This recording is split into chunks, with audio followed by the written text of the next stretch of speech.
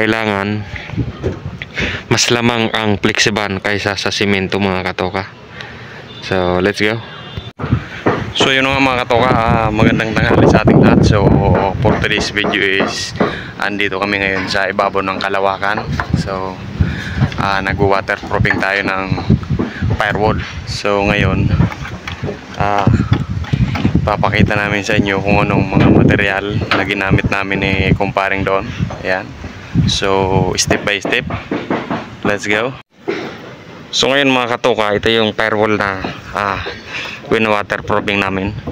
So ngayon bali dating may waterproofing yan, so nagmumuy sa loob.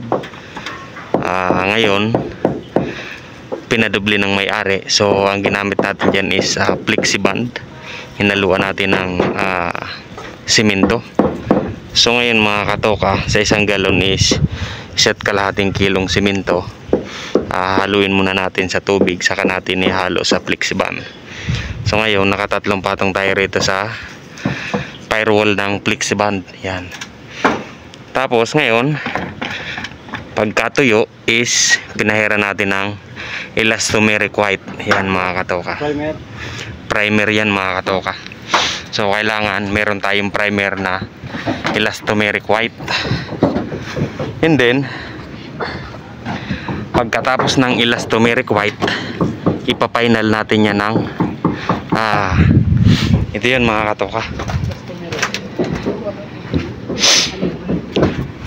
Ito yung pampainal natin, Davis Sun and Rain. So elastomeric yan, odorless yan mga katoka, pang waterproofing yan. So waterproofing paint. So ito yung magiging final natin. So bali sa kabila is na final na natin. So ipapakita ko sa inyo.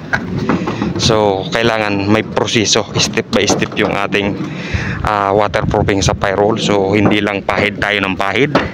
Yan. So bali ito finish na yan mga katoka.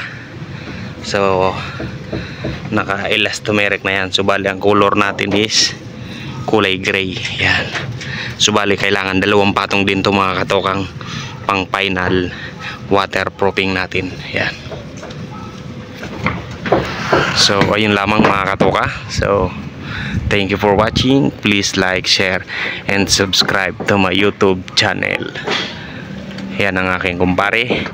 Mapainit man o mapaulan, para sa ekonomiya, back kaming dalawa. Si Niljon Palanis nasa baba, nagtitibag ng ating lababo.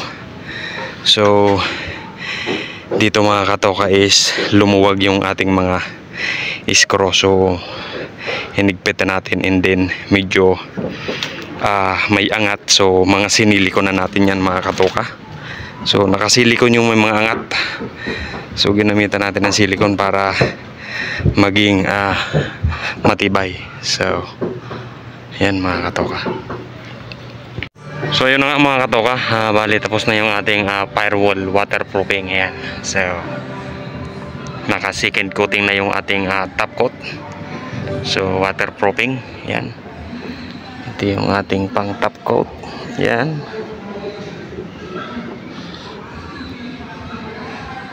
Alright.